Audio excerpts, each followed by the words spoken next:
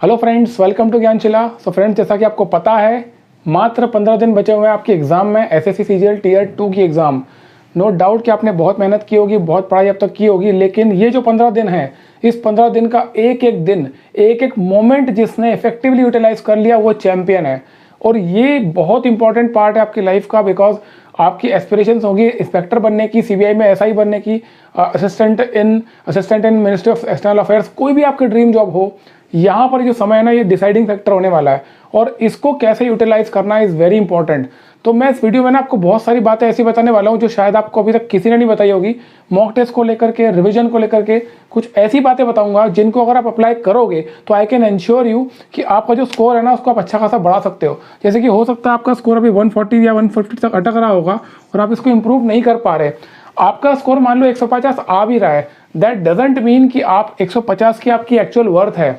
हो सकता है आपकी वर्थ है 190, लेकिन कुछ छोटी छोटी बातें, छोटी छोटी चीज़ों को आप अप्लाई नहीं कर रहे हो लाइफ में, उन चीज़ों को अप्लाई नहीं करने की वजह से आप यहीं अटक जा रहे हो। तो वो क्या चीज़ें हैं, उन पर कैसे काम करना है और 15 दिनों में वो जो एग्जिस्टिंग नॉलेज आपका है, जो आपकी खुद की पोटेंशियल है, कैपेसिटी है, उसको आप कैसे बाहर निकाल सकते हो और अप्लाई कर सकते हो, ताकि आप ये 150 से 180 या 190 तक का सफ़र तय कर लो। ठीक है, तो एक एक करके बात करेंगे शुरू से लेकर के आखिरी तक। सबसे पहले बात करूंगा मॉक टेस्ट की। ये एक बहुत इंपॉर्टेंट पार्ट है, बहुत ही क्रूशियल पार्ट है इस समय पे, क्योंकि मॉक टेस्ट हिट, आपको लगता है कि मॉक टेस्ट से एनालिसिस आप करते हो कि आप कहाँ स्टैंड करते हो कंपटीशन में, बिकॉज एक कॉम्पिटिटिव एग्जाम है। बट मॉक टेस्ट को लेकर के ना कई सारी प्रॉब्लम्स हैं। जैसे इस समय मेरे पास में कई सारे स्टूडेंट्स मेरे हैं जो मुझे कॉल करते हैं, मैसेज करते हैं, और मॉक टेस्ट को लेकर के ना बहुत सारी कॉमन बातें जो मेरे पास सामने आई है कि जब आप मॉक टेस्ट देते हो, जैसे कि नॉर्मल जो सारे प्लेटफॉर्म्स इस समय है, टेक्स्ट बुक हो गया, ग्रेडअप हो गया, इस प्रकार के कई सारे प्लेटफॉर्म्स हैं जिन पर आप मॉक टेस्ट लगाते हो। तो ये लोग क्या कर रहे हैं ना, अपनी मॉक टेस्ट के अंदर कई बार ऐसे क्वेश्चन डालते हैं जो कि एग्जाम से जिसका रेलेवेंस ही नहीं है, जो कि रेलेवेंट नहीं है, जैसे क्वेश्चन एग्जाम में नहीं आते हैं। तो ऐसे क्वेश्चन को पूछने का कोई मतलब नहीं बनता मॉक टेस्ट में। इसका एक नुकसान बच्चों को क्या होता है कि आप डिमोरलाइज हो जाते हो। आपको लगता है कि यार मुझे तो आता ही नहीं है, एक दो तीन क्वेश्चन मान लो ऐसे आ गए जो कि एग्जाम आप सॉल्व नहीं कर पाए, तो आपको ये फील होने लगता है कि आपने ये पढ़ा ही नहीं है, जबकि ऐसा है ही नहीं। उस प्रकार के क्वेश्चन एग्जाम में आते ही नहीं है, तो ये लोग डालते क्यों हैं? ये मैं आपको एक्सपीरियंस की बेसिस से बता रहा हूँ। मुझे बच्चों ने स्क्रीनशॉट भेजे हैं कि सर ये देखो ऐसा क्वेश्चन ये पूछ रहे हैं मॉक टेस्ट में, तो क्या ऐसा क्वेश्चन आता है? तो मैं आपको बताना नहीं चाहता वो सब चीज़ें, बट मैं आपको ये समझाना चाह रहा हूँ कि अब आपको मॉक टेस्ट का करना क्या है। ठीक है, तो बेसिकली है ना, मॉक टेस्ट पर आप बहुत ज़्यादा रिलाय मत करो। जो स्ट्रेटेजी मैं आपको बताऊंगा उसको अप्लाई करना। मॉक टेस्ट आप क्या करो, 15 दिन में आप केवल 5-5 मॉक टेस्ट लगाओ। जैसे कि मान लीजिए आप इंग्लिश के अंदर आप 5 मॉक टेस्ट लगाओ, तो एक के अंदर 200 सवाल है, तो कितने हो गए? 1000 क्वेश्चन। 1000 क्वेश्चन आप टोटल इंग्लिश के लगा लो, मतलब कि 5 मॉक टेस्ट, और क्वांट के 5 मॉक टेस्ट तो हो गए आपके 500 क्वेश्चन। ठीक है, तो आप क्या करो कि जो भी मॉक टेस्ट आप लगा रहे हो, 1000 क्वेश्चन इंग्लिश के और 500 सवाल मैथ्स के, क्वांट के, इन्हीं क्वेश्चंस को अच्छी तरह पकड़ लो और इन्हीं का एनालिसिस करो अच्छे से। और ये सारे क्वेश्चन ऐसे होना चाहिए आपको अच्छी तरह आते हो, एक एक क्वेश्चन आपको अच्छी तरह आना चाहिए। ठीक है, ये काम आप इतना ही करो। इसके अलावा मॉक टेस्ट में एक और इंपॉर्टेंट चीज़ है। मॉक टेस्ट में आप लोग क्या करते हो, जैसे आपने कोई मॉक टेस्ट परचेज करी है, अब वो मॉक टेस्ट में क्या होता है, आपको 100 मॉक्स दे रहा है टू 200, कई लोग तो आपको अनलिमिटेड मॉक्स देते हैं। तो इतनी सारी मॉक्स का आप करोगे क्या? कई लोग क्या करते हैं, मॉक्स को छोड़ देते हैं, उन मॉक्स को सॉल्व भी नहीं कर पाते। ऑब्वियस सी बात है, इतनी सारी मॉक्स आप कैसे सॉल्व करोगे, है ना? पूरे साल भर में अगर आप मॉक्स से सॉल्व करते रह जाओगे तो प्रैक्टिस कब करोगे? तो इसको यूटिलाइज कैसे करना है, कैसे यूटिलाइज करना है अपना स्कोर बढ़ाने के लिए, वो सुनो। आप क्या करोगे, बहुत सारे क्वेश्चंस ऐसे होंगे जो कि आप देखते ही सॉल्व कर लेते हो। दैट मीन्स व्हाट, कि मान लीजिए आपकी कमांड प्रॉफिट एंड लॉस पे अच्छी है, या आपकी कमांड प्रॉफिट एंड लॉस पे अच्छी है, या फिर मान लीजिए ट्रिग्नोमेट्री पे अच्छी है, कोई भी ऐसा टॉपिक जिस पे आपकी कमांड अच्छी है, तो क्या होगा ना, इस टॉपिक का क्वेश्चन जब भी आपके सामने आएगा तो उसको आप माइंड में सॉल्व कर लोगे, आप उसको देखते ही सॉल्व कर लोगे। लेकिन ऐसे कितने क्वेश्चन हैं, आपको ये आइडेंटिफाई करना है। आपको ये पता लगाना है कि ऐसे कितने क्वेश्चन हैं जिनको आप माइंड में सॉल्व करते हो। और ये बहुत इंपॉर्टेंट पॉइंट है फ्रेंड्स।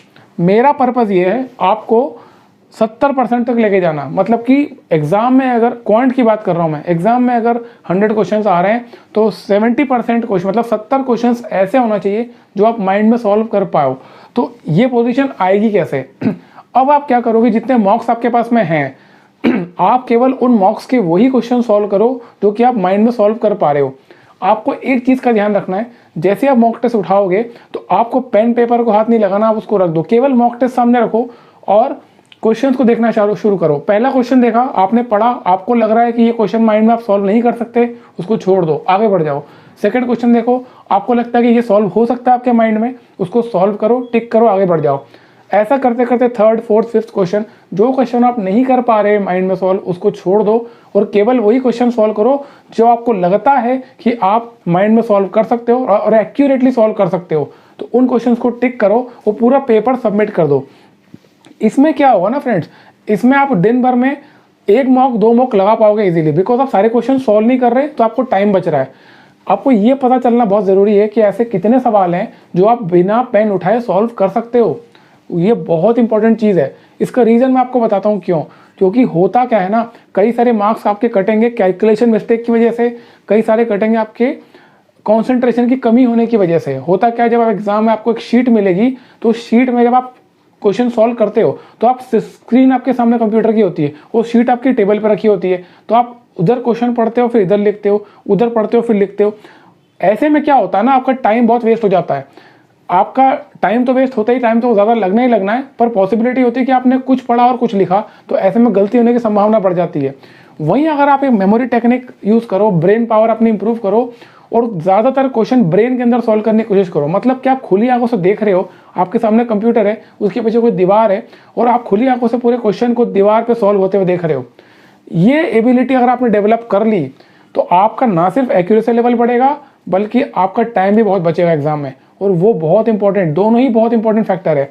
और ये दोनों अगर चीज़ आप पे काम नहीं करते हो तो आप अपना बहुत बड़ा लॉस कर रहे हो, और वही लॉस जो आपका 40 नंबर का आपको दिख रहा है, एक्चुअली आप इन दोनों पे ही काम नहीं करते। आप छोटी छोटी मिस्टेक्स कर देते हो, कैलकुलेशन मिस्टेक करते हो, कंसंट्रेशन की कमी रहती है, या फिर आप क्वेश्चन को ठीक से नहीं पढ़ते, उसके चक्कर में आप कई सारा अपना नुकसान करते हो, आप क्वेश्चन सॉल्व नहीं कर पाते।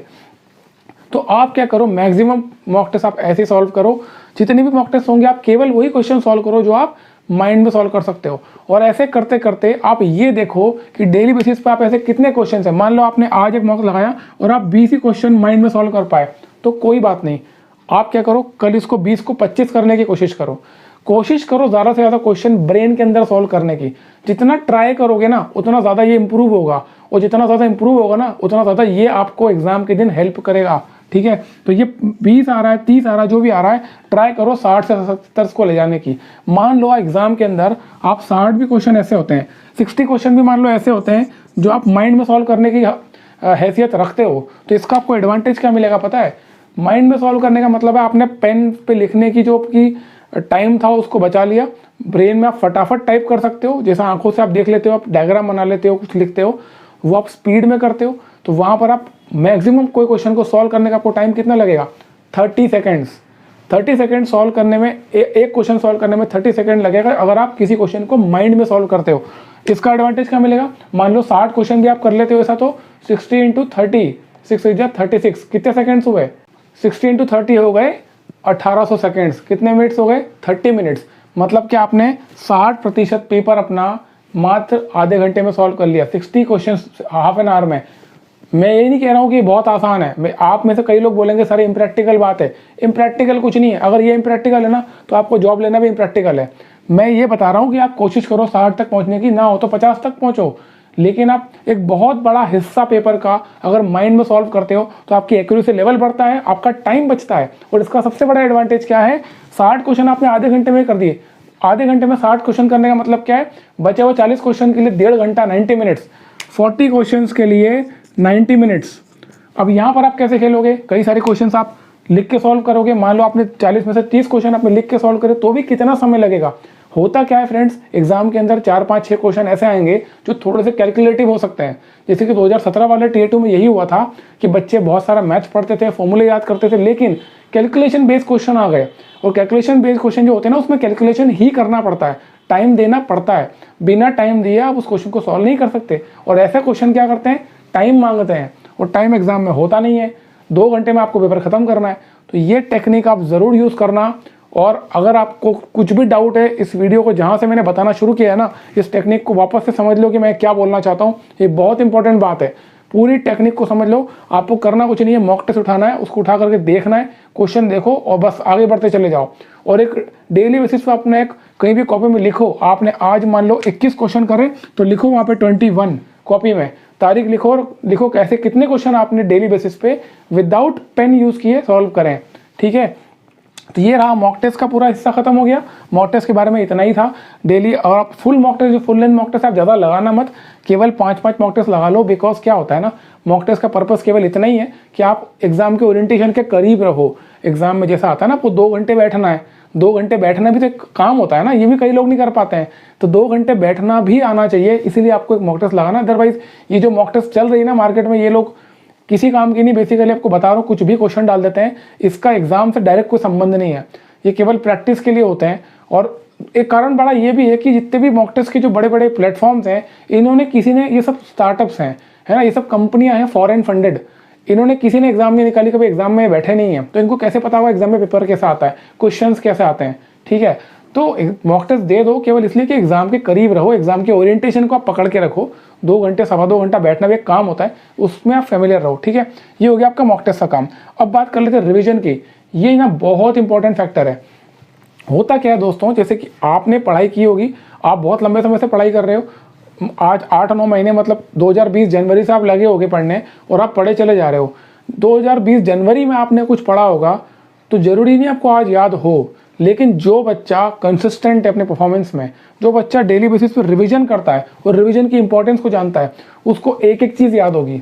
और यही सबसे बड़ा फैक्टर होता है जो डिफरेंस क्रिएट करता है जब आपकी रैंक आती है एग्जाम में। क्योंकि रैंक किसकी आएगी, जो स्कोर करेगा। स्कोर कौन करेगा, जो सारे क्वेश्चंस सॉल्व कर पा रहा है। और जब आप 7-8 महीने से पढ़ाई कर रहे हो, थोड़ा थोड़ा भी आपने पढ़ा है, तो जितना भी पढ़ा है ना, वो इसको यूटिलाइज करना आपको आना चाहिए।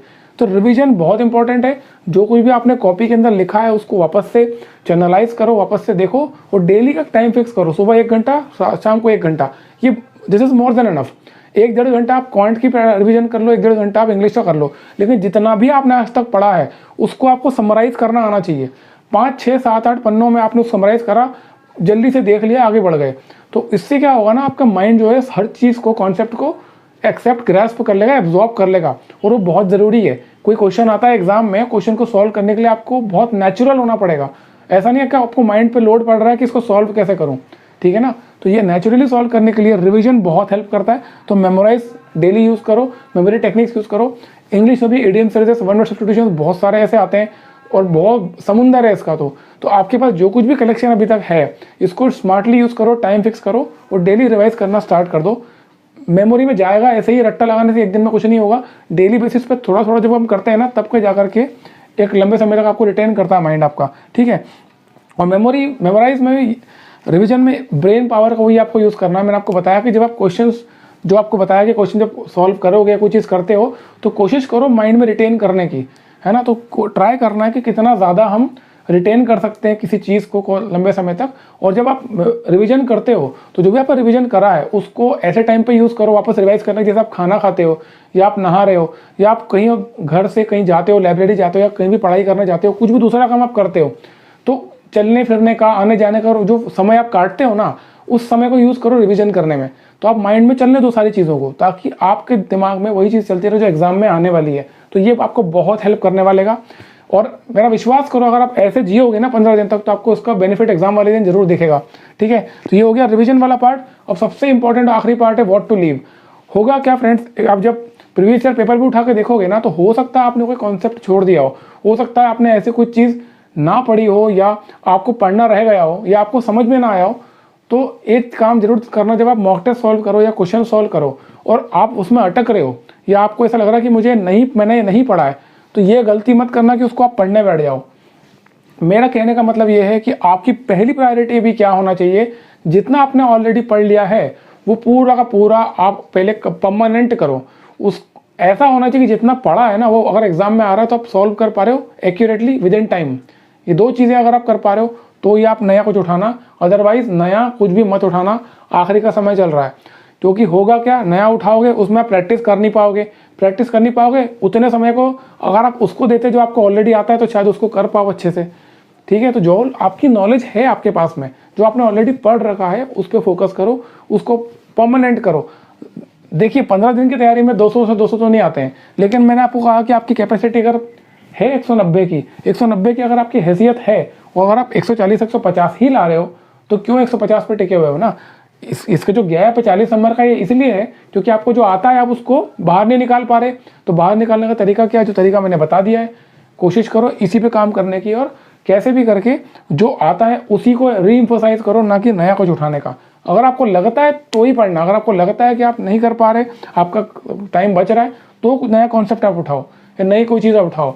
बट मेरी एडवाइस यही है, समय जो चल रहा है अभी 15 दिन पहले आपको यही करना चाहिए, जो आपके पास में है ऑलरेडी उसी को यूज़ करो। कोई नई किताब, कोई नया कुछ, सब कुछ साइड में कर दो, अपने को ध्यान देना ही नहीं है, अपने को जो ऑलरेडी आता है उसी को रीइंफोसाइज करना है। Alright, so this was all about tier 2 की स्ट्रैटेजी। 15 दिन ऐसे हैं जो आप यूटिलाइज कर लिए अगर, तो फ्रेंड्स मेरा विश्वास करो, you can bring change for your life. और होता क्या है, देखो ये जो मौका है ना लाइफ में बहुत कम आता है, कभी कभी ऐसे मौके आते हैं जब आपको अपने जीवन को परिवर्तित करने का, बदलने का मौका मिलता है। तो इस मौके को गंवाना नहीं है। अगर आपने कोई सपना देखा है तो सपने को पूरा करने की क्षमता आपके अंदर है और आपको उसके लिए प्रयास करना चाहिए। और अगर आप ऐसा नहीं करते हो तो this is the greatest sin you will commit ever. ये सबसे बड़ा पाप है। अगर आप सपने पूरे नहीं कर सकते तो आपको सपनों को देखने का अधिकार भी नहीं है। तो मैं आपसे यही कहूँगा, सपने देखे हैं, ऑफिसर बनना है, गवर्नमेंट में जॉब करना है, एक अच्छी लाइफ चाहिए, प्रॉस्परस लाइफ चाहिए, अपने आप को, अपनी सोसाइटी में आपको रिस्पेक्ट कमाना है, पैसा कमाना है, तो इस समय को स्मार्टली यूटिलाइज करना पड़ेगा। सारी चीज़ें सेक्रीफाइस करो, सब कुछ छोड़ दो और केवल पढ़ाई पर फोकस करो और स्मार्टली पढ़ाई करो। Smart utilisation of time is very important in last minute studies. ठीक है, तो कोशिश करना जितनी बातें मैंने बताई उनको अप्लाई करो, और जितनी बातें बताइए सारी की सारी प्रैक्टिकल है, अप्लाई करके मुझे बताना कि क्या इफेक्ट आया है। ठीक है, इसके अलावा कुछ चाहते हो, कुछ मुझसे चाहते हो कि मैं उस पर्टिकुलर टॉपिक की वीडियो बनाऊं, तो कमेंट बॉक्स में ज़रूर लिख देना। और आप कोई पर्सनल कोई डाउट आपका है, वो पर्सनल कोई चीज़ पूछना चाहते हो, पर्सनली मुझसे बात करना चाहते हो, तो मेरा डिस्क्रिप्शन में लिंक है इंस्टाग्राम का, इंस्टाग्राम पर मुझे आप फॉलो कर सकते हो और वहाँ पर मुझे डायरेक्ट मैसेज DM कर सकते हो। ठीक है, तो मैं वहाँ पर क्या पर्सनली बात करता हूँ डेली बेसिस पे, कई सारे स्टूडेंट्स हैं उनके डाउट सॉल्व करता हूँ। तो कुछ भी आपके डाउट आ रहे हैं, कुछ भी आप पूछना चाहते हो तो इंस्टाग्राम पर मुझे फॉलो कर लो। और इसके अलावा कोई स्टडी मटेरियल आपको चाहिए डेली बेसिस पे, द हिंदू न्यूज़पेपर है या कुछ भी स्टडी मटेरियल है, वो अगर आपको चाहिए, PDF चाहिए, फ्री PDF, तो हमारा टेलीग्राम चैनल है, उसका लिंक डिस्क्रिप्शन में दे दिया है, वहाँ से आप जाकर डाउनलोड कर सकते हो। टेलीग्राम चैनल को भी फॉलो कर लो। ओके, यहाँ तक वीडियो में इतना ही था। Thank you so much.